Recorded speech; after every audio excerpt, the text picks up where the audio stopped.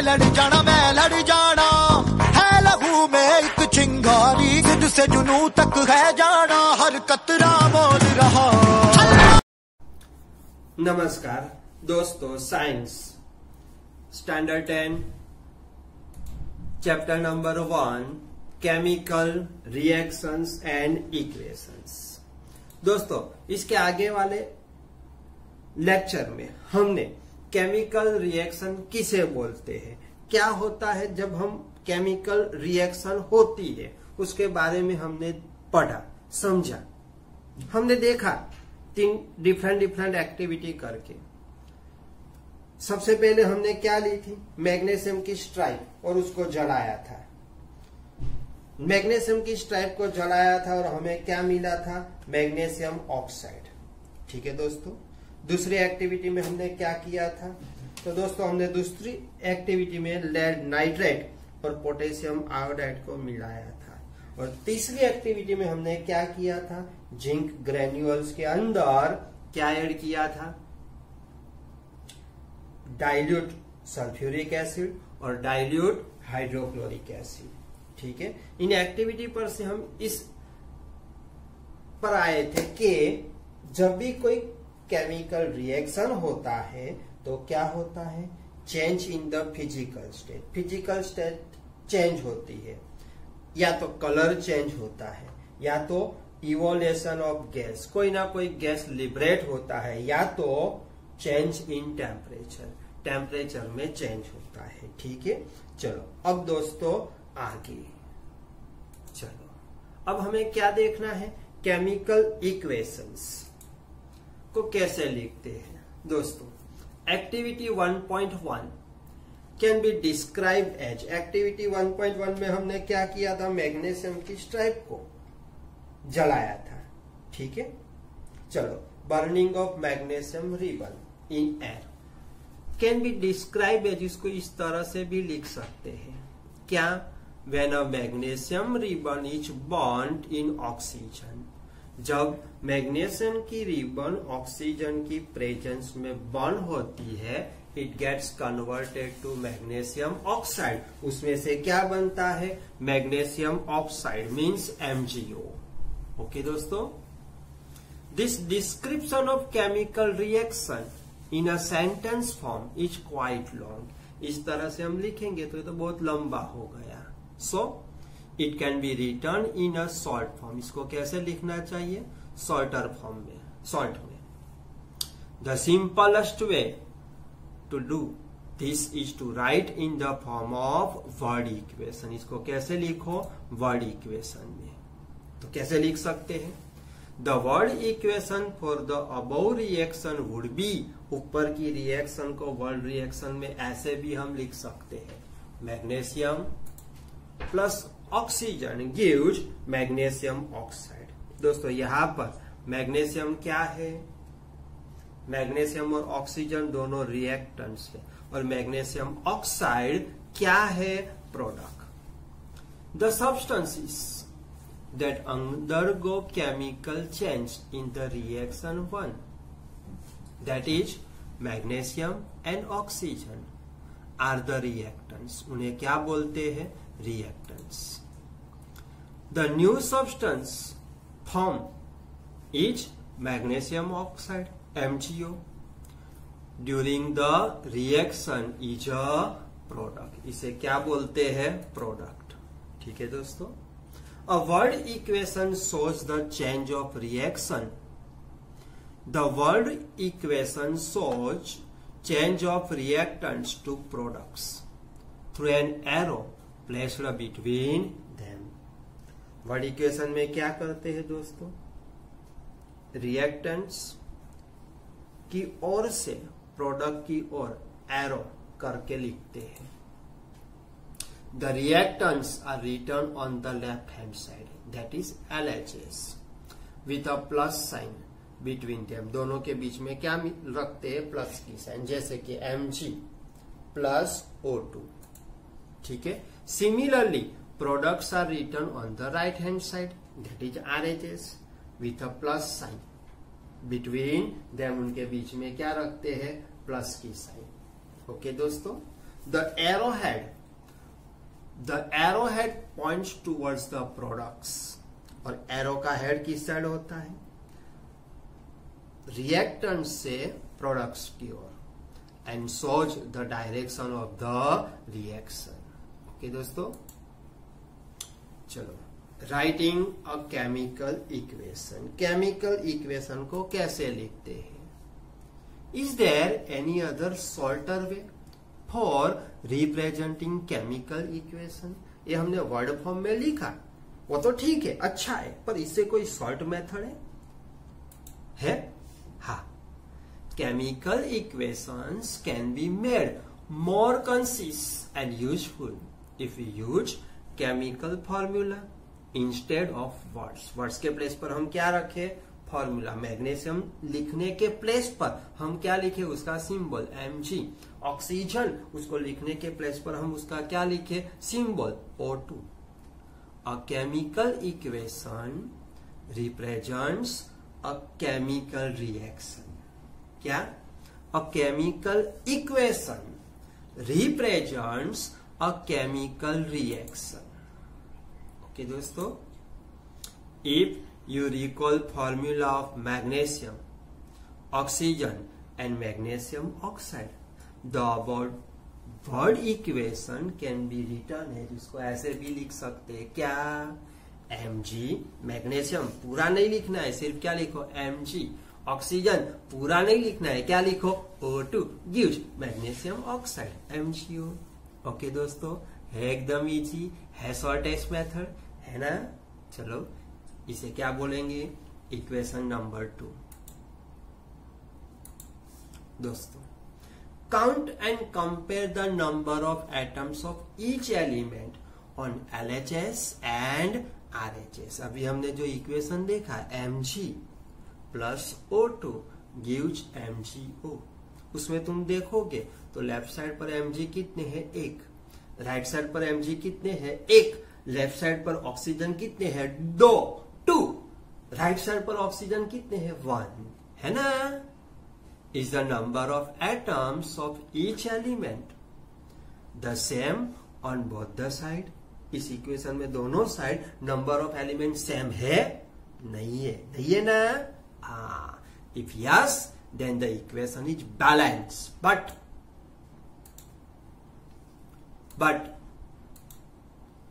if not, then the equation is unbalanced because the mass is not the same on both the sides of the equation. Such a chemical equation is skeletal equation, skeletal chemical equation for a reaction. Okay दोस्तों, इस type के equation को Mg plus O2 gives MgO, इसे क्या बोलते हैं? Skeletal chemical equation. ये कैसा नहीं है? बैलेंस नहीं है। एरो की लेफ्ट साइड और राइट साइड दोनों साइड पर एलिमेंट्स सेम नहीं है, नंबर ऑफ एलिमेंट्स सेम नहीं है, ठीक है? इक्वेशन 2 कौन सा? Mg plus O2 gives MgO is a skeletal chemical equation for the burning of magnesium in air. Okay दोस्तों, recall, याद करो the law of conservation of mass that you studied in class 9. दोस्तों, ये law क्या था? mass can neither be created nor destroyed. mass can neither be created nor destroyed in a chemical reaction. ठीक है दोस्तों, chemical reaction में मास बनता भी नहीं है, डिस्ट्रॉय भी नहीं होता है। ये क्या है? The law of conservation of mass, that is the total mass of the elements represent in the products of a chemical reaction has to be equal to the total mass of the elements present in the reactants. मतलब total mass of product equal to total mass of क्या होना चाहिए? Reactants. ठीक है दोस्तों, in other words the number of atoms of each element remains the same before and after a chemical reaction. Reaction के पहले यानी रिएक्टेंट्स में number of elements equal to number of elements in the product. Hence we need to balance a skeletal chemical equation. So हम एक skeletal chemical equation को क्या करना पड़ेगा? बैलेंस. जो अनबैलेंस है उसे हमें बैलेंस करना पड़ेगा. ठीक है. Is the chemical equation number 2. कौन सा? Mg plus O2 gives MgO. Balance? No. क्यों? बिकॉज उसकी लेफ्ट साइड पर ऑक्सीजन 2 है, राइट साइड पर ऑक्सीजन 1 है. Number of elements in reactants is not equal to number of elements in products. Let us learn about balancing a chemical equation step by step. चलो तो अब समझते हैं कि भाई इस केमिकल इक्वेशन को कैसे बैलेंस किया जा सकता है. ठीक है दोस्तों. The word equation for activity 1.3 में हमने क्या किया था दोस्तों? एक कॉनिकल फ्लास्क में जिंक ग्रेन्यूल लिए थे और उसके अंदर क्या ऐड किया था?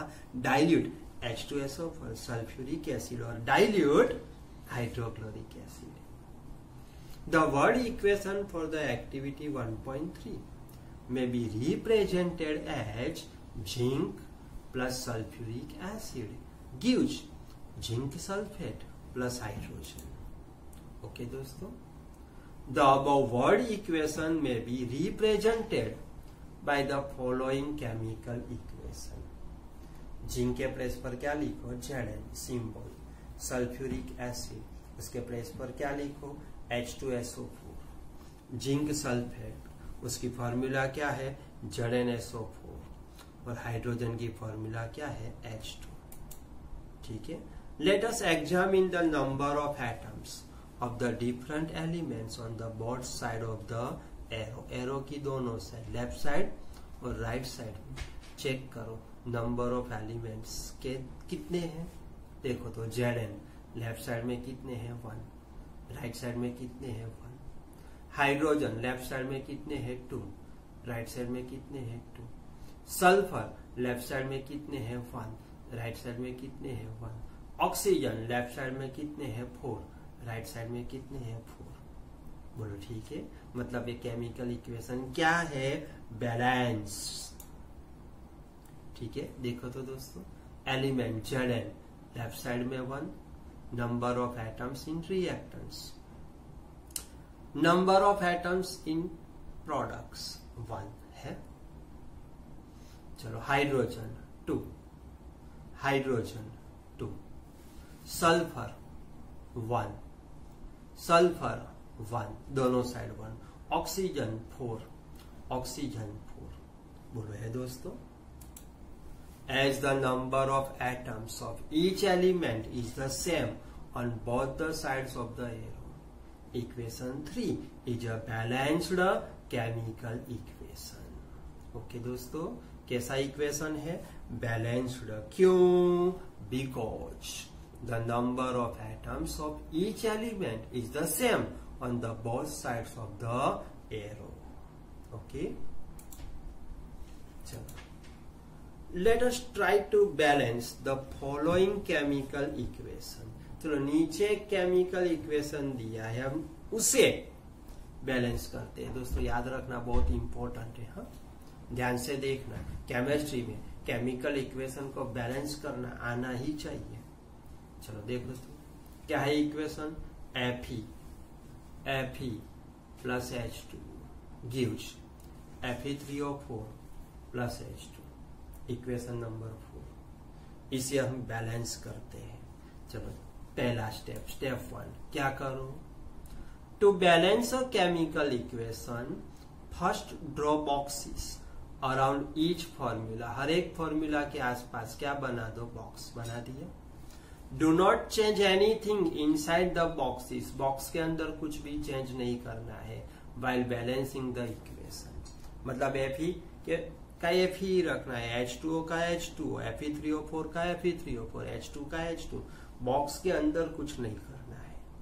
ओके दोस्तों, चलो स्टेप 2 क्या करो, list the number of atoms of different elements present in the unbalanced equation number 5 है।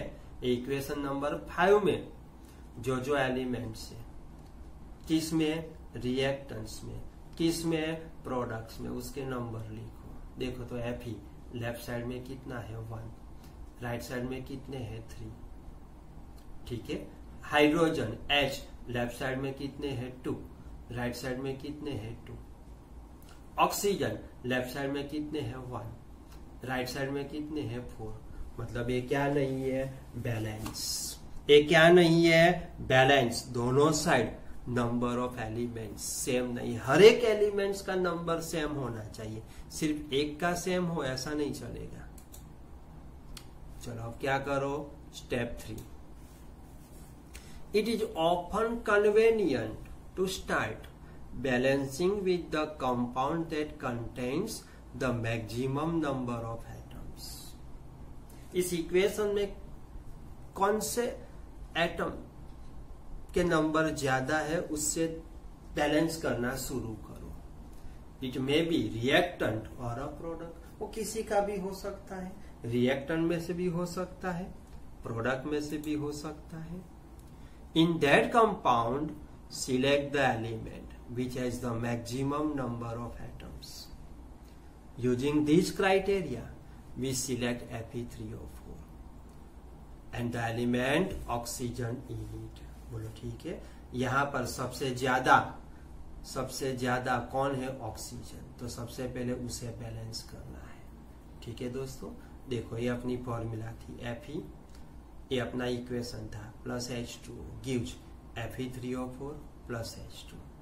ठीक है दोस्तों, there are 4 oxygen atoms on the RHS। Right side में देखो तो ऑक्सीजन कितने हैं, 4 है। किस में है, Fe3O4 में। लेफ्ट साइड में ऑक्सीजन कितने हैं, 1, किस में है, H2O में। दोनों को सेम करना है, तो रिएक्टेंट्स में 1 को किससे मल्टीप्लाई करना पड़ेगा, 4 से। 1 को किससे मल्टीप्लाई करना पड़ेगा, 4 से। ठीक है दोस्तों, atoms of oxygen initial H2O में कितने हैं, 1। Atoms of oxygen in product Fe3O4 में कितने हैं, 4। दोनों के ऑक्सीजन के एटम सेम करना हो तो 1 को किससे मल्टीप्लाई करो, 4 से। किया, चलो ठीक है। To equalise the number of atoms it must be remember that we cannot alter the formula of the compounds or elements involved in the reaction। याद रखना दोस्तों, हम उसकी फॉर्मूला नहीं बदल सकते, हम उसके आगे लिख सकते हैं कोएफिशिएंट के तौर पर। For example, to balance oxygen atoms we can put coefficient 4 H4H2 not H2O4। कोई फॉर्मूला चेंज कर डाले H2O4, ऐसा नहीं करना है। बॉक्स बना दिया मतलब बॉक्स के अंदर जाना ही नहीं है। और H2O ब्रैकेट कंप्लीट 4, ऐसा करोगे तो भी नहीं चलेगा। कहां पर रखना पड़ेगा, कोएफिशिएंट के फॉर्म पर आगे। Now the partly balanced equation becomes, अब इक्वेशन क्या बनेगा, H2O के आगे क्या लिख दिया, 4। ठीक है दोस्तों, Fe plus 4H2O gives Fe3O4 plus H2। Equation number 6 partly balance equation, ये आधा बैलेंस हुआ है, पूरा नहीं हुआ। ठीक है दोस्तों, चलो स्टेप 4।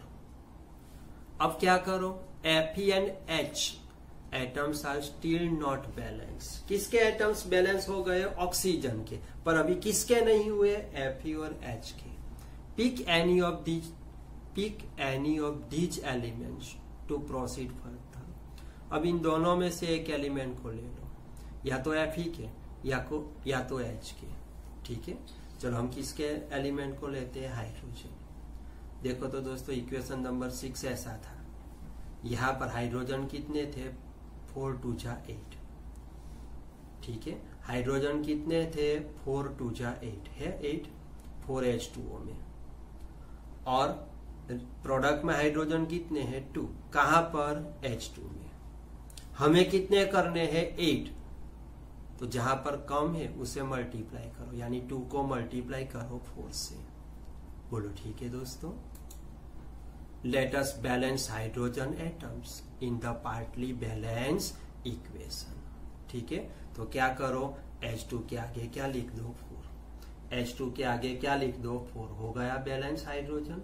अब देखो तो राइट साइड पर 8 हाइड्रोजन, लेफ्ट साइड पर 8 हाइड्रोजन। ओके दोस्तों, to equalise the number of hydrogen atoms make the number of molecules of hydrogen H4 on the RHS। Okay दोस्तों, number of to equalize the number of hydrogen atoms make the number of molecules, hydrogen का molecule H2 को molecule बोलते हैं, H को atom बोलते हैं, कितने करने पड़ेंगे of hydrogen H4 on RHS। चलो ठीक है दोस्तों, तो H2 के आगे किससे मल्टीप्लाई करो 4 से, हो गया हाइड्रोजन बैलेंस। ओके दोस्तों, चलो step 5, examine the above equation and pick up the third element। अब तीसरा एलिमेंट लो।